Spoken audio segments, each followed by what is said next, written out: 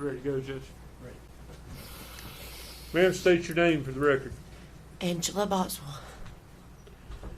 You are Megan Boswell's mother. I am. Okay. Ms. Boswell, you know the purpose of being here today. I do.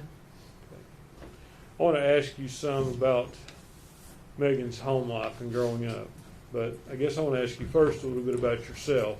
Okay. And I'm asking you these questions, Ms. Boswell. I'm not trying to embarrass you or cast any aspersions. No. You married Tommy Boswell when you were how old? First time 15. Can you speak into that microphone just a little more, please? The first time 15. Okay. And when did you become pregnant with your first child with him? I had my first in April and turned 16 in July. So, Okay. And who was that child? Tommy Jr. Okay. And then you had Megan at some point. How old were you when you had Megan? There's 8 years difference. I was almost 24. It's okay. So let's talk about Megan's life growing up. Would it be fair to say that during her lifetime she's witnessed drug use between you and her father? Yes. What type of drugs?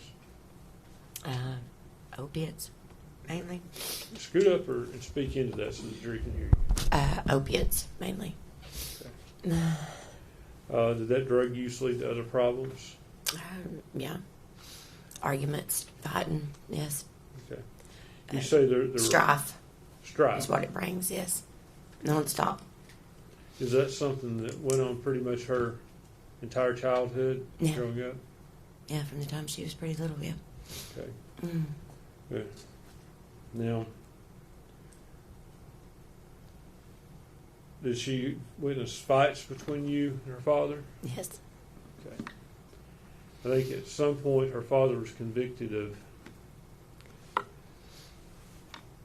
aggravated assault and kidnapping. Yes. Were you the victim in that? Yes. Mm.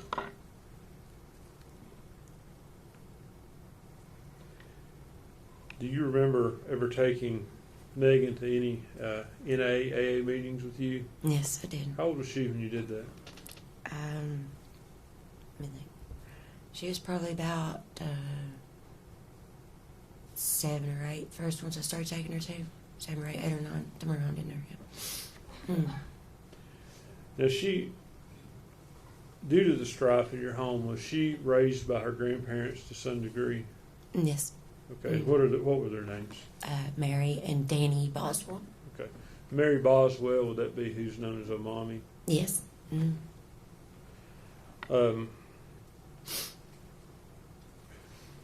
These problems, do you feel that it's partly your fault, the problems Megan's experienced? No, absolutely. Yes. Yes, absolutely.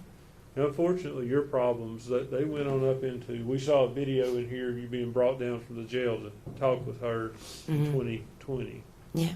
Mm-hmm. Yeah.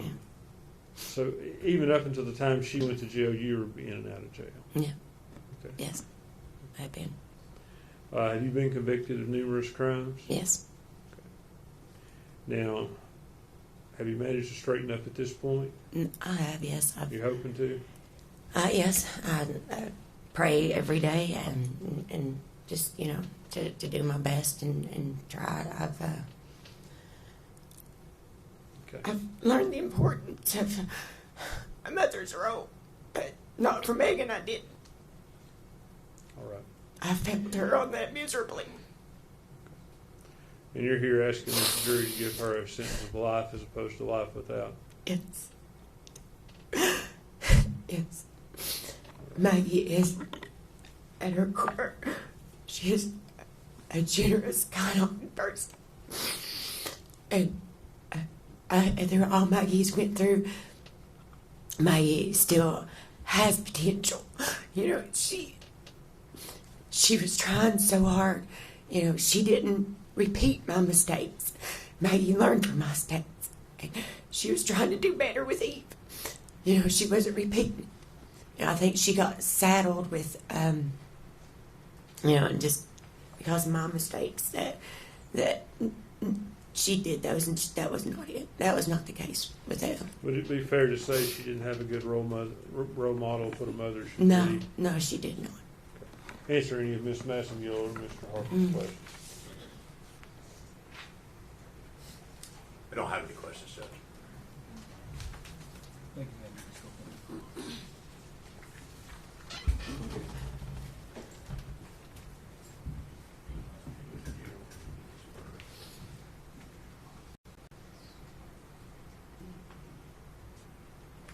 Judge, at this time, I have some judgments of conviction on Tommy Boswell.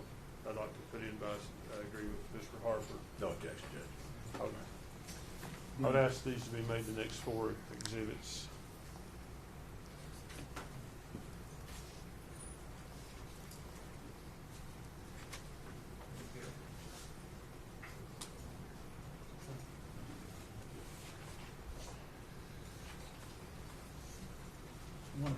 Mr. Scott, I'm going to enter the case number 61078 as exhibit 263, and the other 3 pages are 3 counts of the same case, so I'll make that a collective 263.